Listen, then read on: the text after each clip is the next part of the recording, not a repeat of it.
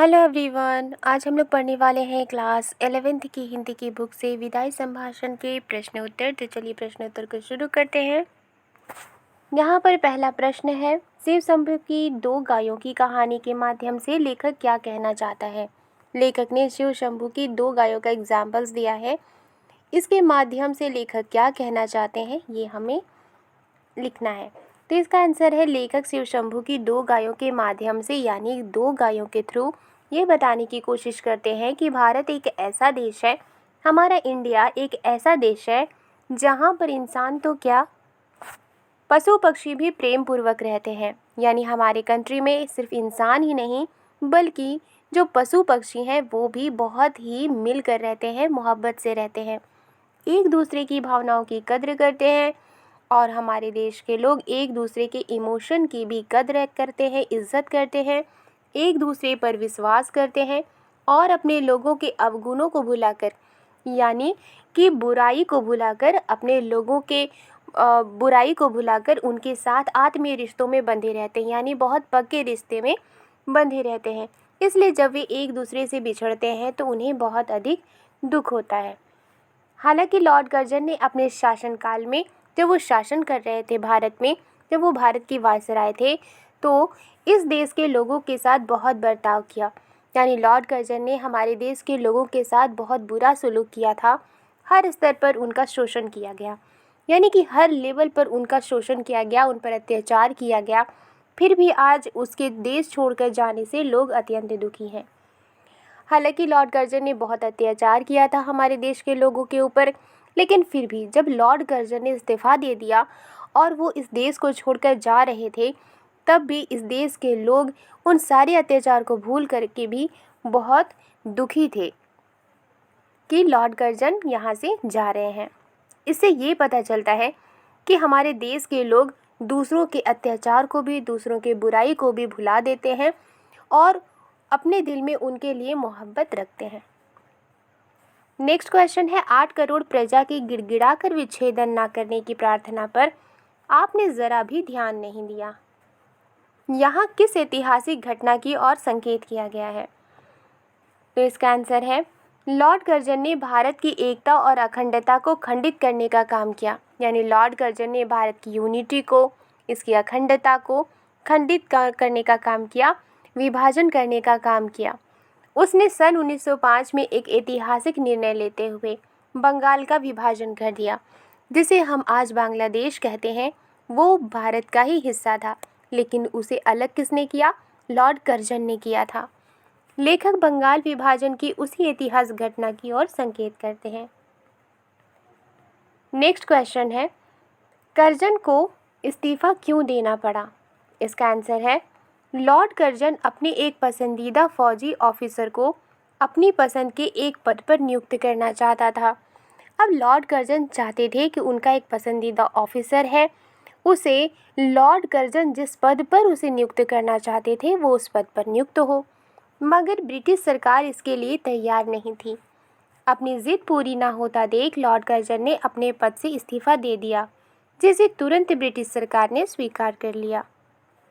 अब जब Lord Curzon चाहते थे कि उनके मनपसंद फौजी ऑफिसर को एक पद मिले, लेकिन ब्रिटिश सरकार इसके लिए रेडी नहीं हुई, तो इस पर लॉर्ड कर्जन ने क्या किया? उन्होंने अपने पद से इस्तीफा दे दिया, जिसे ब्रिटिश सरकार ने तुरंत एक्सेप्ट भी कर लिया और लॉर्ड कर्जन को अपना जॉब, अपना जो वायसराय का पोस्ट है वो छोड़ना पड़ा था।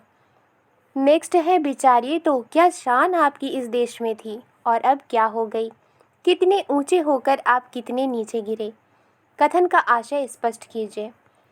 तो इसका आशय है, लॉर्ड कर्जन ने भारत के अपने शासनकाल में खूब धन दौलत, शान शौकत, रुतबा, ताकत सभी कुछ हासिल किया। यानी लॉर्ड कर्जन जब भारत की वायसराय थे तो उन्होंने जब उन्होंने शासन किया था तो उनके शासनकाल के दौरान उन्होंने बहुत सारे धन दौलत कमाए थे, बहुत सारी शान शौकत कमाया था, उन्होंने बहुत सारा रिस्पेक्ट और उन्होंने ताकत भी हासिल किया था। राजा महाराजा तक उसके एक इशारे पर हाथ बांधे उसके दरबार में खड़े हो जाते थे। इस देश में सिर्फ उसका ही हुक्म चलता था। और सभी को उसका हुक्म मानना पड़ता था। उसने अपनी शक्ति के बल पर यानी अपनी ताकत के बल पर कई राजाओं को बर्बाद कर दिया तो कई नालायकों को ऊंचे ओहदों पर बिठाया। यहाँ नालायक किसे कहा गया है? ऐसे लोग जिनकी कोई वैल्यू नहीं थी, जो किसी पोस्ट के लायक नहीं थे, लेकिन उन्हें भी ऊंचे ऊंचे पोस्ट पर बिठाया गया।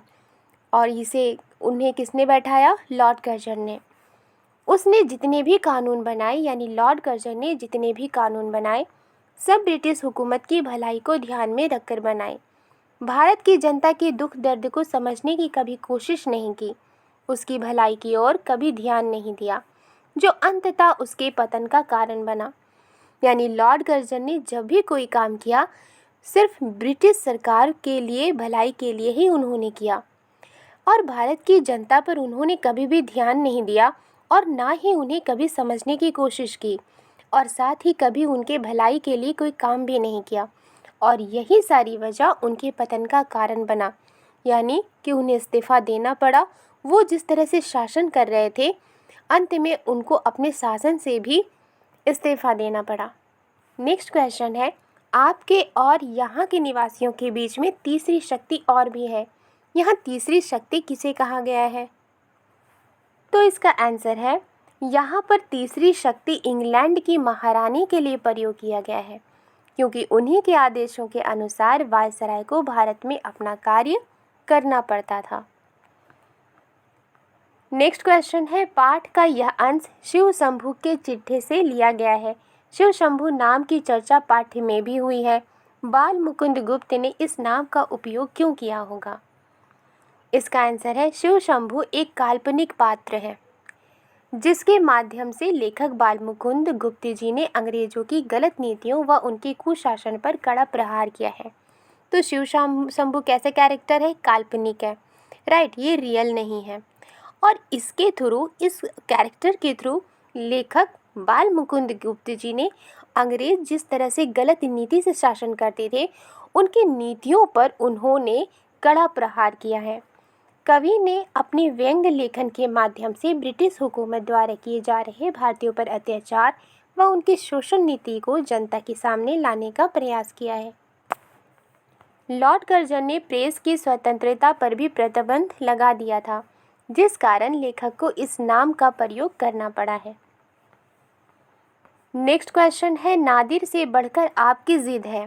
कर्जन के संदर्भ में क्या आपको ये बात सही लगती है? पक्ष या विपक्ष में तर्क दीजिए।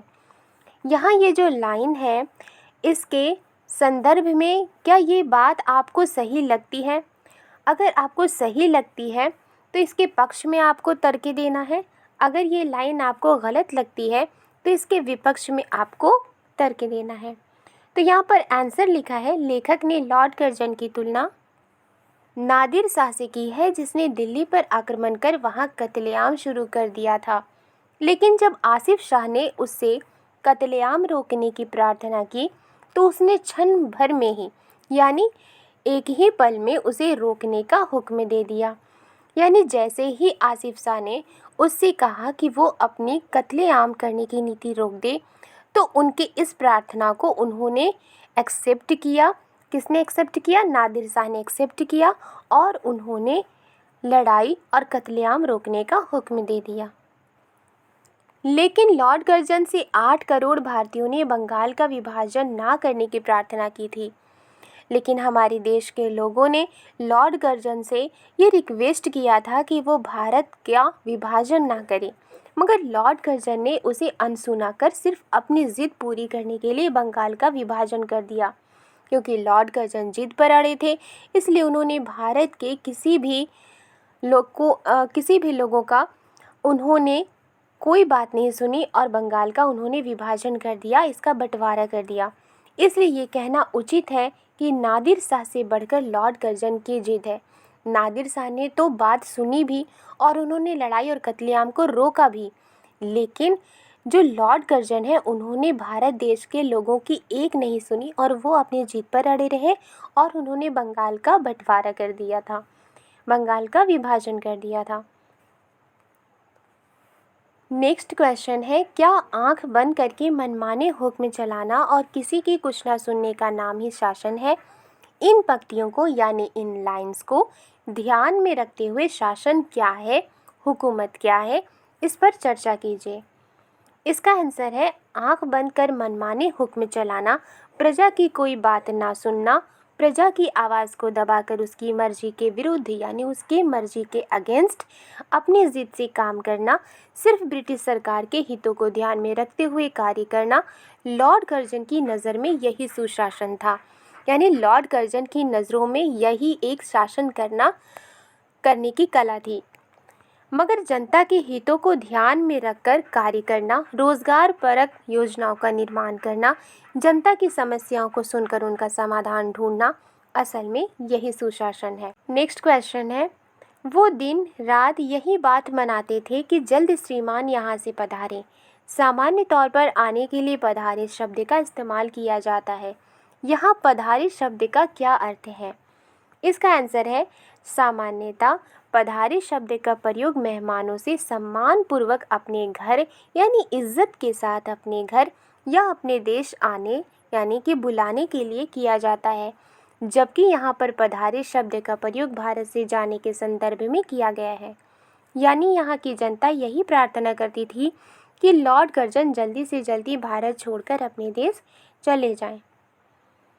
नेक्स्ट क्वेश्चन है, पाठ में से कुछ वाक्य नीचे दिए गए हैं जिसमें भाषा का विशिष्ट प्रयोग भारतेंदु युगीन हिंदी हुआ है, उन्हें सामान्य हिंदी में लिखिए। तो पहला है, आगे भी इस देश में जो प्रधान शासक आए अंत में उनको जाना पड़ा। तो इसका आंसर है, इससे पहले भी इस देश में जो प्रधान शासक आए, जो राजा बनकर आए, जो वायसराय बनकर आए, अंत में उन्हें यहाँ से जाना पड़ा।